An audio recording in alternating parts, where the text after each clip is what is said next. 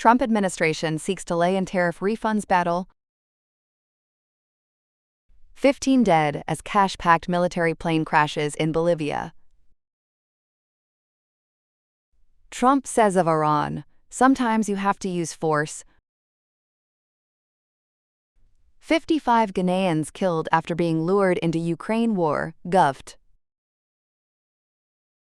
The administration of U.S. President Donald Trump is seeking to delay legal action over tariff refunds after a major court ruling struck down many of his global trade tariffs. Last week, the Supreme Court of the United States ruled that Trump exceeded his authority by imposing sweeping import tariffs. The decision opened the door for importers to demand refunds, which could involve complex legal battles. The administration has now asked the courts for a delay of up to 4 months, saying more time is needed for the government and Congress to consider their options. Earlier rulings by the United States Court of Appeals for the Federal Circuit had already found many of the tariffs illegal, but left the issue of refunds unresolved. The Supreme Court decision does not affect tariffs on specific industries, such as steel and automobiles. Despite the ruling, Trump has already introduced a new 10% import tariff under a different law and criticized the court's decision, saying it could allow foreign countries to take advantage of the United States. The dispute could lead to large refund claims and extended legal battles in the months ahead. At least 15 people were killed after a Bolivian military cargo plane crashed while landing near La Paz, authorities said. The aircraft, a C-130 Hercules transport plane built by Lockheed Martin, veered off the runway at El Alto International Airport and crashed onto a nearby road, destroying several vehicles and injuring more than 24 people. The plane had taken off from Santa Cruz and was carrying Bolivian banknotes, which were scattered across the crash site after impact. Police used tear gas to disperse crowds who tried to collect the cash from the wreckage. Rescue teams recovered bodies from both the airport area and the busy road where the aircraft came down. The cause of the crash is still under investigation. La Paz, one of the world's highest capital cities, sits more than 3,600 meters above sea level, a factor that can make aircraft operations more challenging.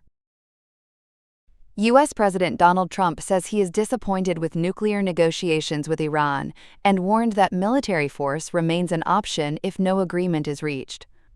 Speaking after the latest round of talks in Geneva, Trump said Iran has not clearly promised to give up nuclear weapons, adding that he is quote, quote, quote, quote, quote, quote, quote, quote, quote, quote, quote.